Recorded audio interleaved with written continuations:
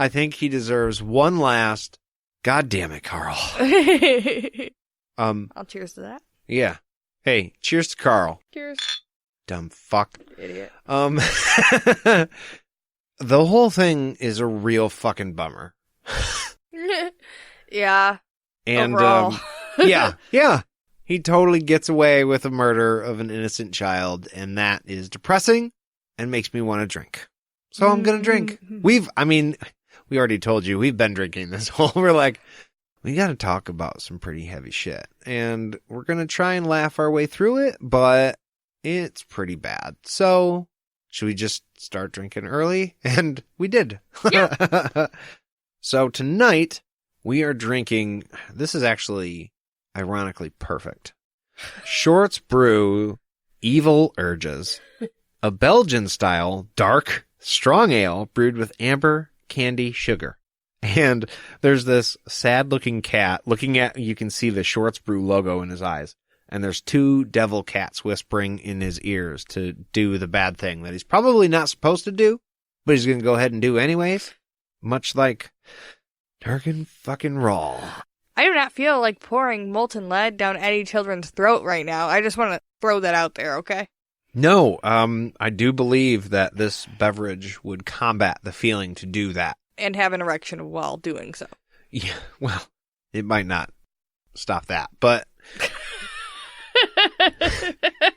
for sure the murdering kids part gets a little chill, cools that down a bit. Yeah. But I will say that this beer is strong. We picked this one not because we thought we would like it, but because of the design. And then it disappeared. We couldn't find it anymore. So I had to go to another place to get it today. I like it. I do too. It's very strong. It's very, very sweet. Amber candy sugar. Candy with an I. That's the stripper kind. Yeah, that's the stripper kind of candy. Just kidding. Anybody who's candy with an I, love you. Yeah. You can taste the stripper in that beer. I do just want to throw out there, there's nothing wrong with strippers. Agreed. The first drink of it, I was like, oh, I wasn't sure. But I'm happy now. Yeah, it kind of punches you in the face, but it's nice and smooth. Like, it hits you in the face and then offers you a cool towel for your eye. Or maybe an ice pack. Or a beer. Or, yeah. He's like, here you go. Sorry about that, buddy. Have a beer. You'll feel better in the end. Mm-hmm. And that's what we're going to do right now. I'm going to go get another one and feel better in the end of this episode, hopefully. I'll see you there. Yep.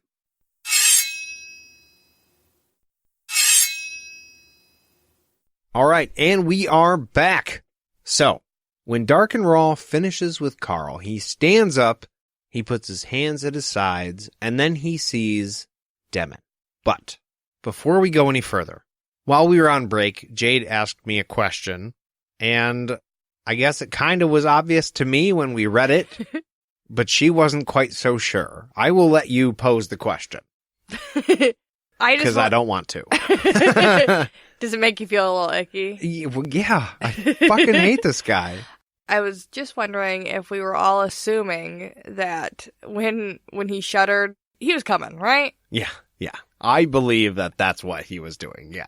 So, like... He got there, man. Yeah, he was like, oh, molten lead.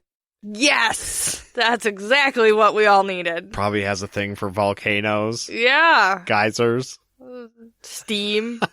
Really sets the mood for him. All right. Yeah. Yeah, I'm pretty sure that he was having special Darken time. You didn't even have to. It just happened. Yeah, no, right. Not even a manual thing. This was totally automatic because of situational awareness. Yeah, he's just been working himself up for like the last half hour and he just exploded. It's like into that tantric shit, right? No touching, just thoughts and like vibes. I hope this is not that because it's not good. No. But he looks at his best buddy. He's like, hey, best friend. BFFF. You want to take the dead kid's body and clean him up? And then, like, crack his skull for me? Because I don't really feel like doing that. Sorry. Why? And, like, I'm going to do a spell over your head. And you're just going to, like, hang around till I return. Sometime around dawn. Okay, I don't want to digress too far. I'm not a religious guy. I mean, I'm assuming that Demon's not either, considering what we know about him. You know? No. So, with Rahl putting a spell over him to protect him, the thought that came into my head was like, because we're going to hell because of the thing you just did, right? Okay, all right. So, that just made me think about their religion in general. Like, I don't know if everyone goes to different places. I kind of assume that everybody goes to the underworld. Yeah, like... That is one very real place we know for sure exists. It's not a myth. It's not like a religious belief. It's an actual no shit thing. Right. So it's not like be good, go to hell. Nope, that's not how that works. It's not like... Be good, well... It's not like be good, go to heaven, be bad, go to hell, because everyone's going to the same fucking place. Right. The underworld is just the underworld. But maybe that's why it's easier for evil men to, like, excuse being evil men. Kind of like, in a weird way, it's like the order of things. You know, when you're alive and you're supposed to be good and then you're dead and you're bad. But if you're going to be in a bad place when you die anyway, then it doesn't really matter. And you could go round and round and round and round. And that's why I'm not religious. So, but yeah, you could see it like that. I'm just doing work for the keeper. This is just a normal part of life. Being an evil, fucking heartless bastard. Okay. With probably a tiny penis. Well, I'm assuming that whatever Darken is, well, we know, because, I mean, I read the chapter. I don't know about you guys, but I read the chapter. What Darken's gonna do is apparently gonna be dangerous in some way, so Demon's just protected from that shit, I guess. I mean, he's gonna be in close proximity, right? Apparently hanging out in the trees like a creep.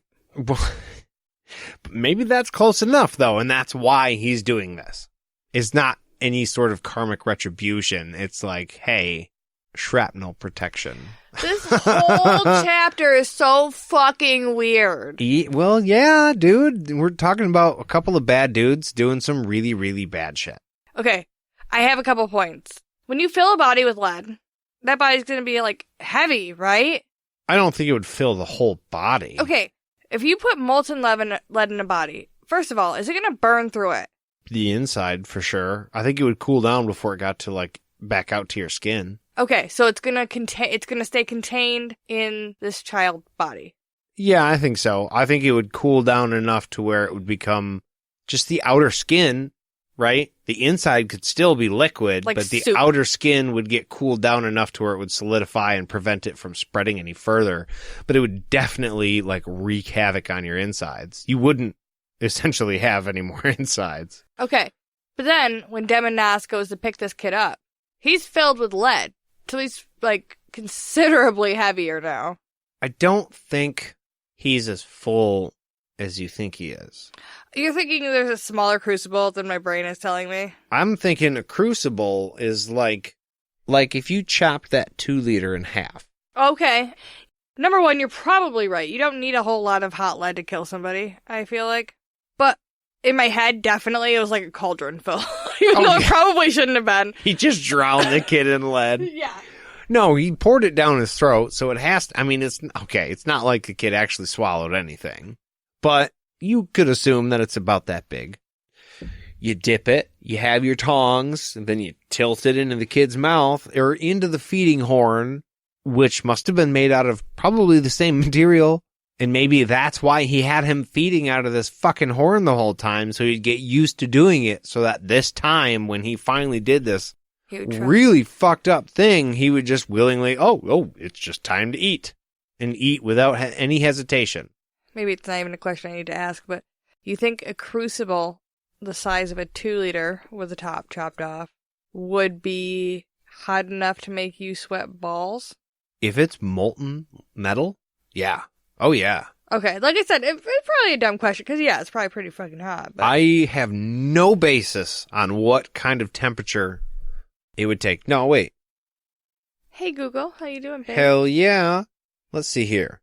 lead has to be 621.5 degrees to melt. Okay, that's a little hot. So a little bit. So like, oh gosh, those pictures. Wow, that's incredible. Does it say anything about it going through like a small boy's body? What No, that would do? no, didn't see that on the wiki. Okay. But yeah, so it's got to be pretty fucking hot. So I'm assuming it's not quantity that really does it. It's the temperature that does it. It burns and singes, and it probably gets to your heart almost immediately because it just, like your esophagus and all of this stuff here just instantly turns to mush, right? So it's outside of there. It definitely gets to your heart and like, so internal bleeding.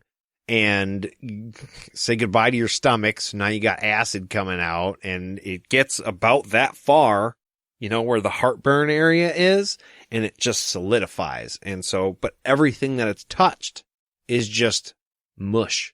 Okay. We're going to keep going with the chapter, keeping that in mind. I wanted to keep in mind the state of Carl's body as we go through this chapter, because it's a little bit weird. He would definitely be heavier, but not like ridiculous heavy. Demon could still pick him up and like move him around. Okay. All right. Okay. While Demon is doing all this, Dark was rocking and chanting in a corner. I just want to point that out. He was like, "Hey, do my shit," and I'm just gonna sit over here and be a fucking weirdo. He's cleaning up. And here is where we get to Darken Rahl origin story. In case you were wondering. Yeah, it's almost as if Goodkind is making an attempt for you to feel bad for Darken Rahl. Just a little bit. Like, he just did this incredibly fucked up thing. Now, can we turn the tables enough to where you're like, oh man, that poor fucker, and you kind of forget what he did? Humanizing the villain. Disney's been doing a whole bunch of movies on this. They're like cornering the genre. Right, but what if you feel bad for the bad guy? Her life was hard. Her wings were cut off. Don't you love Maleficent? Well, don't you love Darken Rahl? Merch. She still poisoned that girl, right? Yeah. Yeah. Oh, okay. Then we're square. Still a bitch. Yeah. So before we get into it, Rahl makes flames fly out of the fire. He puts the iron bowl on the fire, and he puts his curved knife. His knife. His curved knife on the boy's wet belly. Yeah. So many amazing adjectives in this chapter. I can't even. He gets naked. Well, that was the logical next step, right? I mean, I think we all saw it coming. Yeah, he's slick. The boy is wet. Everything's amazing. He's covered. It's amazing. He's covered in sweat. It starts. I love Terry Goodkind. I really, truly am not trying to cause him any offense or piss him off in any way, but like, Horny Terry is like right here. This whole chapter. I'm just. he describes Darken as having smooth, taut skin, well-proportioned muscles, and the only place that's not super amazing is his upper left thigh, part of his hip and abdomen, and the left side of his erect sex. Not his limp sex. Only erect. Well, I think there's two things to get from that. One, Terry will be goddamned if he says a bad or dirty word in this book. He can talk about awful, awful, awful stuff. There's no swears in any of this. Bags? Come on. Yes. Putting aside the fact that bags is a swear word, as if they've never heard of bags before. But the other thing is that, like, not even a dirty word. Penis. There. Dick. I said it. What word would Terry use in a book that doesn't swear but talks about some pretty brutal shit? What word would he have used for I feel this? like he could use like that you're right. He doesn't even use things like prick Yeah, no, that seems beneath him. And penis is weird.